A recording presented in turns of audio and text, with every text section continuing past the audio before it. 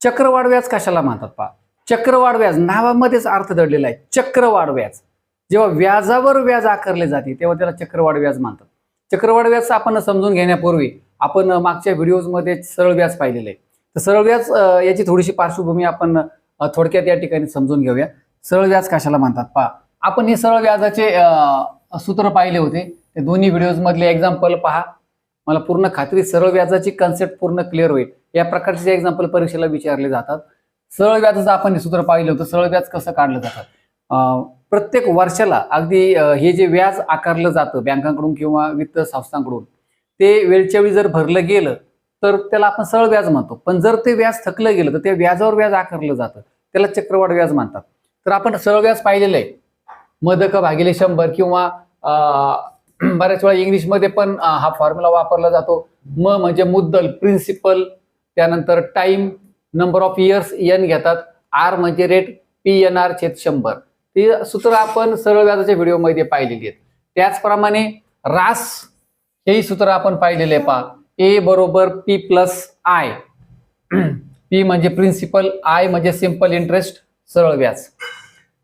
आता पुढे पहा. बँका, विमा कंपन्या, वित्त संस्था, पतसंस्था इत्यादी कर्जावर सरळ व्याजाच्या ऐवजी चक्रवाढ व्याज आकारतात. प्रत्येक वर्षी व्याजाची फेड न केल्यास व्याजावर देखील व्याज आकारले जाते. यालाच आपण म्हणतो चक्रवाढ व्याज. पहा पुढे. एकूण व्याजाची आकारणी करताना मुद्दलासह मागील वर्षाच्या व्याजावर सुद्धा व्याज आकारणी केली जाते. पहा, मागील वर्षाच्या व्याजावरही व्याज आकारणी केली जाते. तेव्हा मुदतीच्या शेवटी तयार होणाऱ्या एकूण व्याजाला चक्रवाढ व्याज म्हणतात. दरवर्षी व्याजाची फेड करत राहिल्यास मुदतीच्या शेवटी होणाऱ्या एकूण व्याजास सरळ व्याज म्हणतात.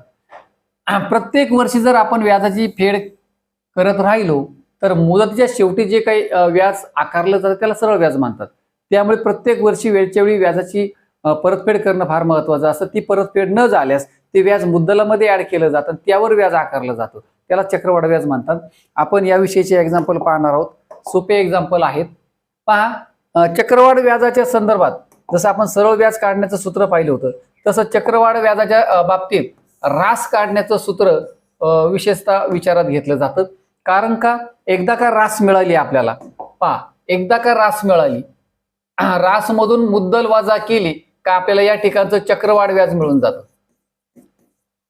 बरोबर आहे. आणि म्हणून रास महत्वाची आहे.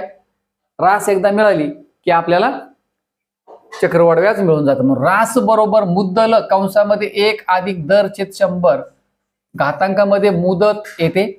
हे सूत्र इंग्लिशमध्ये पहा. रास साठी आपण हे वापरतो अमाऊंट, मुद्दल, principal 1 plus R upon 100 raise to N. N म्हणजे नंबर ऑफ इयर्स, किती वर्षाकरता कर्ज घेतलेलं आहे. तर हे सूत्र आपल्याला पाठ करणं गरजेचं आहे. चला आपण एक्झाम्पलला सुरुवात करूया. सोप्या पद्धतीने एक्झाम्पल्स आपण कसे सोडवणार आहोत पहा. याच्यामध्ये कॅल्क्युलेशन्स फार महत्वाचे असतात. अत्यंत सोप्या पद्धतीने हे कॅल्क्युलेशन्स कसे केले जातात ते आपण पाहूया. पहा, एका गावाची लोकसंख्या 4500 आहे. गावची लोकसंख्या जी आहे 4500 आहे. दरवर्षी 20% वाढते. वाढ आहे पहा. दोन प्रकारचे एक्झाम्पल असतात, एक वाढ आणि घट. तर आपण जे काही रासचं सूत्र पाहिलं, वाढ जर होत असेल तर त्यामध्ये प्लसचं साईन येतं मध्ये, 1 प्लस 1 च्या नंतर प्लस साईन सूत्रामध्ये. आणि जर घट असेल तर 1 च्या नंतर मायनस साईन घ्यायचं. दर 3 वर्षांच्या शेवटी त्या गावाची लोकसंख्या किती होईल. म्हणजे N आहे या ठिकाणी 3, बरोबर आहे. दरवर्षी 20% वाढते, ही वाढ आहे. R बरोबर 20% आणि ही गावची लोकसंख्या दिलेली आहे आपल्याला P 4500 मुदत. तर आता आपल्याला पहा, मी तुम्हाला सांगितलंय की रास काढायची आधी आपल्याला. आता आपण व्याजाच्या संदर्भात सूत्र पाहिलं होतं. हे तर आले लोकसंख्येच्या बाबतीत, परंतु ही लोकसंख्या दरवर्षी 20% वाढते. दरवर्षी 20% वाढते म्हणजे काय की समजा असं गृहीत धरा की एका गावची लोकसंख्या 100 आहे. पहिल्या वर्षी 20% वाढली म्हणजे 120 झाली. दुसऱ्या वर्षी 20% वाढताना 100 वर नाही वाढणार, म्हणजे 140 नाही होणार, तर 120 चे 20% वाढणार आहे. हे लक्षात घ्या. 120 चे 20%, याला चक्रवाढ व्याज म्हणतात. आणि म्हणून चक्रवाढ व्याज पद्धतीने या ठिकाणी ही लोकसंख्या वाढते. म्हणून हे उदाहरण आपल्याला चक्रवाढ व्याजाचं सूत्र वापरून सोडवायचं. चक्रवाढ व्याजाचं सूत्र फक्त याच्यासाठीच असेल, कर्ज काढणे किंवा त्याची परतफेड करणे त्या संदर्भात ते सूत्र वापरलं जातं असं नाही. तर ज्या ठिकाणी अशी जी काही वाढ होत असे चक्रवाढ व्याज गतीने, तर त्या ठिकाणी आपण त्या सूत्राचा आपण वापर करू शकतो. तर चला आता आपण हे सूत्र वापरूया. काय सूत्र आहे आपलं? ए बरोबर इथे आपल्याला फायनल पॉप्युलेशन मिळणार आहे आपल्याला किती वर्षानंतरची? 3 वर्षानंतरची फायनल पॉप्युलेशन किती असणार आहे, आणि म्हणून त्यालाच आपण रास म्हणतो. तसं या ठिकाणी लोकसंख्येच्या बाबतीत सगळ्यात शेवटची म्हणजे 3 वर्षाच्या शेवटची लोकसंख्या आपल्याला या ठिकाणी मिळून जाणार आहे. पी कंसात 1 अधिक R छेद 100 घातांक n बरोबर. आता पी आहे आपला 4500 कंसामध्ये 1 अधिक R किती आहे 20 छेद 100 घातांक किती आहे n ची किंमत आहे 3.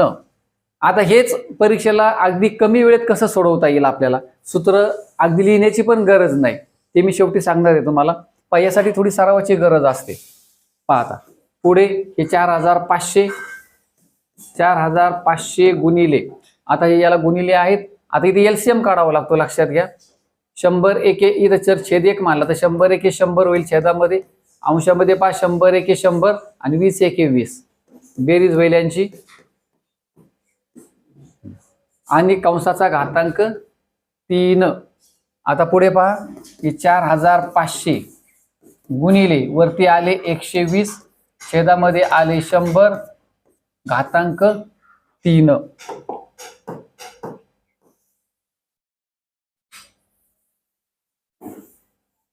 पहा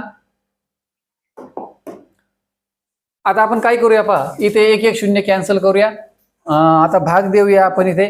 बे सक 12 आणि बे पंचे 10 म्हणजे कंसामध्ये आले 6/5 घन, 6/5 घन. आता अलीकडे आहेत 4500 गुणिले 6/5 घन, हे लक्षात घ्या. 6/5 घन बरोबर 4500. 6चा घन आला 216, 5चा घन आला 125. आता 125 ने इथे भाग जाईल, इथे शून्य शेवटी इथे एकक स्थानी 5 आलेला आहे, बरोबर आहे. भाग जाणार 100%. आता पहा 25 आधी 25 ने भाग देऊया वाटलं तर ते सोपं जाईल. 25 5 125, 25 5 125. आता इथे भाग देऊया. 25 1 25, 20 उरले पहा, 200 झाले, 25 8 200 आणि हा 0 180 झाले. 5 ने 180 ला समजा भाग दिला, 5 1 5, 5 3 15, 3 उरले 5 36, 36 गुणिले 216. पहा आता हा गुणाकार आपल्याला करावा लागणार आहे. 6 6 36 आणि 6चा घन, हा 7चा 5वा घन आहे पहा एक प्रकारे. म्हणजेच आपल्याला 216 गुणिले 36 जर आपण हा गुणाकार केला तर पहा थोडंसं लॉजिक पण वापरण्याची गरज पडते. पहा आता इथे आपल्याला तर माहिती आहे आपण बरोबर सोडवलेलं आहे, कॅल्क्युलेशन व्यवस्थित केलेले आहेत. मग सहज एक ट्रायल घेऊन पाहिजे. पहा एकक स्थानी इथे 6 आलेला आहे आणि इथे पण 6 आलेला आहे, बरोबर आहे. 6 6 36, 6 6 36 आपल्या उत्तराच्या एकक स्थानी 6 येणार आहे. आणि इथे जे 4 पर्याय दिलेले आहेत पहा, इथे जे 4 पर्याय दिलेले आहेत याच्यामध्ये एकच पर्याय 3 जो असा आहे की त्याच्या एकक स्थानी 6 आहे पहा. आणि म्हणून इथे गुणाकार करण्याची पण गरज नाही, अगदी आपण लगेच तोंडी उत्तर 100% उत्तर असणार आहे आपलं 7776. गुणाकार करून पहा, बरोबर आहे. तर आता हे उदाहरण परीक्षेला शॉर्टकट मध्ये कसं सोडवायचं ते आता मी तुम्हाला सांगणार आहे. पहा उत्तर तर मिळालं आपल्याला, पर्याय क्रमांक 3. आता परीक्षेला शॉर्टकट मध्ये अगदी फॉर्म्युला न लिहिता पण आपण हे उदाहरण कसं याची मांडणी करू शकतो ते सांगतो. पहा आम्ही काय करायचंय आता.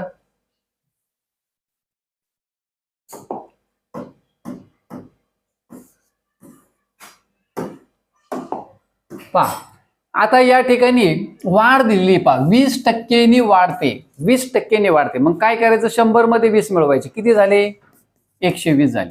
त्याला 100 ने भाग द्यायचा. घट असेल तर 100 मधून ती संख्या कमी करायची, अंशामध्ये लिहायची, छेदामध्ये कंपल्सरी 100 लिहायचे. आता पुढे भाग द्यायचा. 0 गेला 0 गेला, बेसक 12 बेपंचे 10 किती आले 6/5. वर्ष किती आहे 3, याचा घन घ्यायचा. आणि याला प्रिन्सिपलने गुणायचं मुदतीने, किंवा आता इथे गावची मूळची लोकसंख्या 4500, 4500 गुणा, उत्तर मिळून जाईल. सूत्र लिहायची गरज नाही, काय नाही. आता या ठिकाणी 20% वाढच्या ऐवजी 10% वाढ असते, तर 100 मध्ये 10 मिळवले, किती झाले? 110. 100 ने भाग द्या. आता पुढे अतिसंक्षिप्त रूप द्या. 0 गेला 0 गेला, 11/10.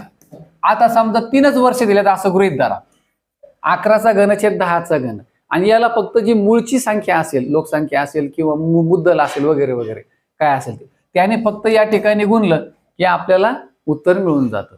त्याच्यामध्ये जनरल त्या नंबरमध्ये जनरली 0 असतातच. मग ही खालचा जो आहे ना 10चा घन असेल, वर्ग असेल वगैरे वगैरे काय, तर ते 0 0 कट होतात आणि फक्त काम तुम्हाला कोणतं राहतं की अंशाचा घन असेल, वर्ग असेल, काय करायचं ते करायचं आणि पुढे गुणाकाराचं काम राहतं. म्हणजे कमी वेळेमध्ये आपण अशा प्रकारे एक्झाम्पल सॉल्व्ह करू शकतो.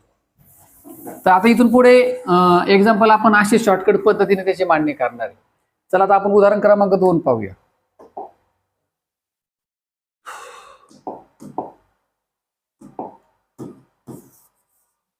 पहा आता हे एक्झाम्पल तिसरं एक्झाम्पल आहे. दुसरं एक्झाम्पल घेऊया आपण.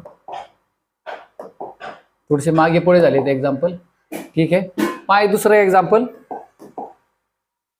एका गावची लोकसंख्या. आता इथे ते सूत्र वापरण्याची गरज नाही जे आपण पहिल्या एक्झाम्पल मध्ये वापरतो. थोडेसे एक्झाम्पलचे टाईप पण लक्षात घ्यायचे असतात, इथे गरज नाहीये. हे मुद्दामून अशा प्रकारचे काही एक्झाम्पल दिले जातात की ज्या मुलांचा सराव कमी असतो ते मुलं इथे लगेच कन्फ्यूज होतात आणि आन्सर मात्र फिक्स. इथे हे पहिला जो पर्याय आहे ना, पहिला पर्याय, हे आन्सर लगेच लिहून टाकतात. कारण का? एक्झाम्पल वाचा पहा, लगेच लक्षात येतं. एका गावची लोकसंख्या एका वर्षात 10% वाढली आणि पुढच्या वर्षात 10% घटली. पहिल्या वर्षी 10% वाढली, दुसऱ्या वर्षी 10% घटली. कोणाला पण काय वाटतं की मग जागेवरच राहिली. 10 रुपये ना पण 10 रुपये तोटा, मुद्दल जागेवर आहे असं प्रत्येकाला वाटतं. आणि म्हणून प्रत्येक जण मॅक्झिमम मुलं काय करतात की पर्याय क्रमांक जो एक आहे ना त्याला क्लिक करतात. परंतु असं नाही, हे चक्रवाढ व्याजाचं उदाहरण आहे, हे लक्षात घ्या. तर पूर्वीच्या लोकसंख्येशी तुलना केल्यास आता त्या गावाची लोकसंख्या किती, तर अशा प्रकारचं उदाहरण आहे. जर असं उदाहरण आलं तर त्या सूत्र वापरण्याची गरज नाही. आपण काय करूया, 100 मानूया गावची लोकसंख्या. मूळ लोकसंख्या आपण 100 मानूया. आता जर 100 मानली तर सुरुवातीला किती आहे? 10% ने वाढ आहे. 100चे 10% किती झाले? 10. म्हणजेच काय? 10 ने लोकसंख्या वाढली. हे पण करायची गरज नाही. 100 आपण मूळची लोकसंख्या मानली, 10% ने वाढली म्हणजे लोकसंख्या झाली 110. असं तोंडी पण करता येतं. म्हणजे आता लोकसंख्या किती झाली? 110. 10% ने वाढल्याच्या नंतर आता नंतर 10% ने घटणार आहे. 10% ने जेव्हा ती घटणार आहे तेव्हा 100 वर 10% नाही घटणार, तर 110 वर 10% घटणार आहेत. मग 110चे आपल्याला 10% काढायचे, 110चे 10% काढायचे. मग आता किती होतील? 0 गेला 0 गेला 0 गेला 0 गेला, 11 1 11. 11 ने लोकसंख्या आता कमी होणार आहे, कमी. आता आपली लोकसंख्या किती झाली होती पहिल्या वर्षात? तर 110, म्हणजे 10% वाढीनंतर. मग 110 मधून 11 गेले, किती आले? 99. मूळची लोकसंख्या 100 मानली होती, झाली 99. बरोबर आहे. दिसताना काय दिसतं की पूर्वी इतकीच राहिली, पण कमी झाली ती, 1 ने कमी झाली. म्हणजेच काय? आता पर्याय चेक करूया आपण. पूर्वी इतकीच उत्तर नाही, पूर्वीपेक्षा जास्त उत्तर नाही, पूर्वीपेक्षा कमी हे आपलं उत्तर असेल. यापैकी नाही हा ऑप्शन येणारच नाही. म्हणजे पर्याय क्रमांक 3 उत्तर असेल. हीच तर खरी गंमत असते चक्रवाढ व्याजाची. चला आपण एक्झाम्पल नंबर 3 पाहूया.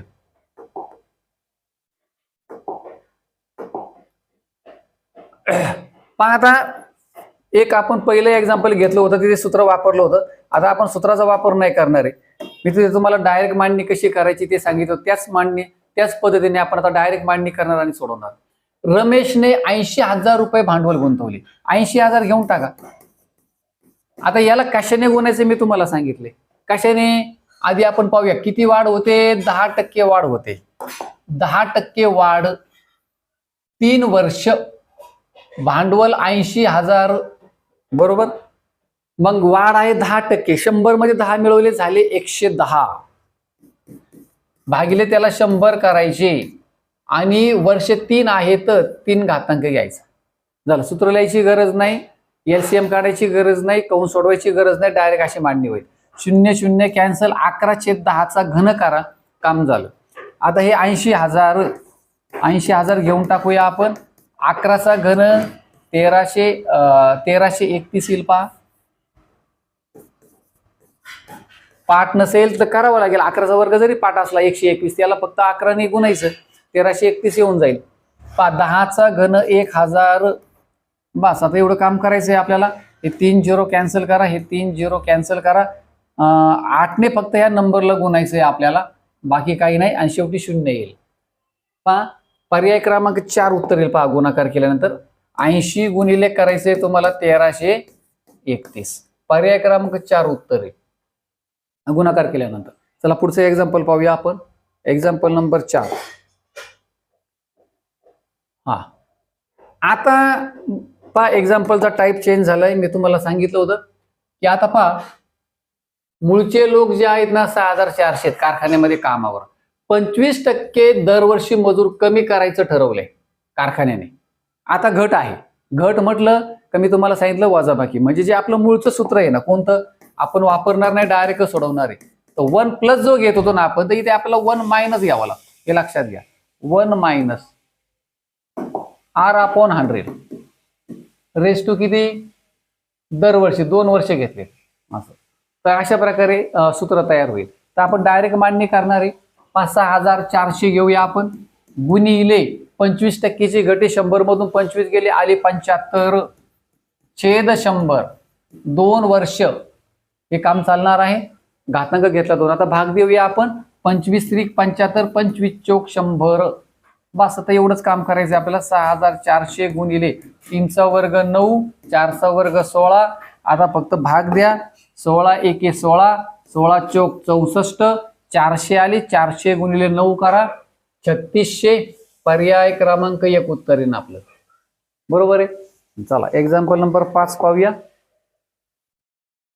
पहा, एका वनात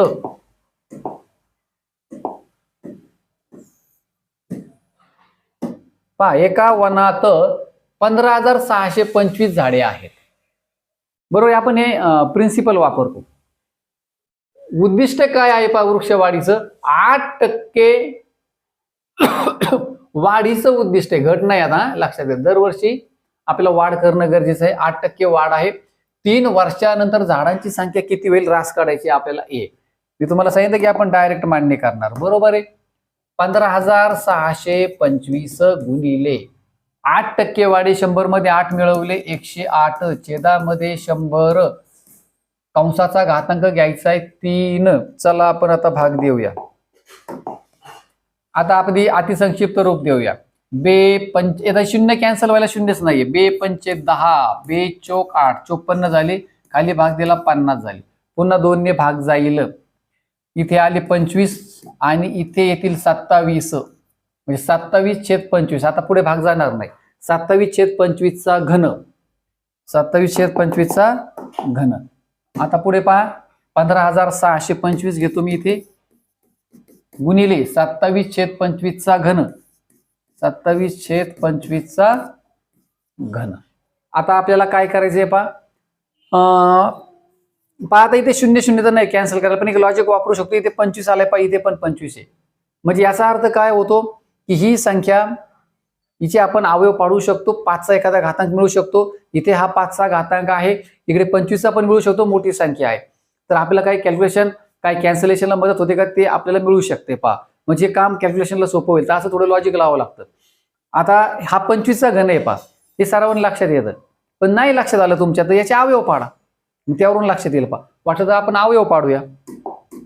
पहा, 15,625 त्याचे जर अवयव पाडले आपण, पहा, 5 त्रिक 15, 5 एके 5, 1 उरला, 5 2 10, 2 उरले, 5 5 25. परत पहा, 5 30, 1 उरला, 5 2 10, 2 उरले, 5 5 25. आता पहा 25चा वर्ग आहे आणि इथे एक 25 आला, 5 5 25. खाली 4 वेळा 5 येणार आहे. 625, 25चा वर्ग आहे म्हणजे 4 वेळा 5 येणार आहे. 6 वेळा 5 झाला, किंवा हा 5 25 आणि खालचे 25चा वर्ग आहे हा, म्हणजे हा झाला 25चा घन.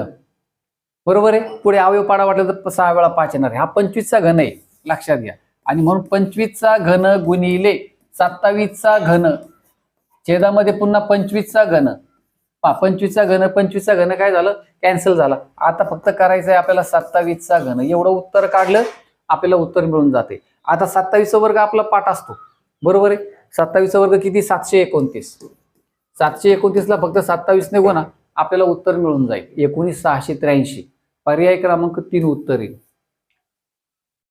पहा, अशा पद्धतीने जेवढं कमी वेळामध्ये आपला वेळ कसा वाचवता येईल, तर अशा काही ट्रिक्स मी तुम्हाला या ठिकाणी सांगितल्या. मला पूर्ण खात्री तुम्हाला मदत होईल. चक्रवाढ व्याजाची काही आपण एक्झाम्पल्स घेतले, अजून काही एक्झाम्पल आपण पुढच्या व्हिडिओमध्ये घेणार आहोत. तर चला, चॅनलवरती नवीन असेल तर नक्की चॅनलला सबस्क्राईब करा for the next video, for the next update. Video आवडला असेल तर नक्की लाईक, शेअर, कमेंट करायला मात्र विसरू नका. पुन्हा भेटूया पुढच्या एका पार्ट सोबत चक्रवाढ व्याजाच्याच. तोपर्यंत नमस्कार. Thanks for watching.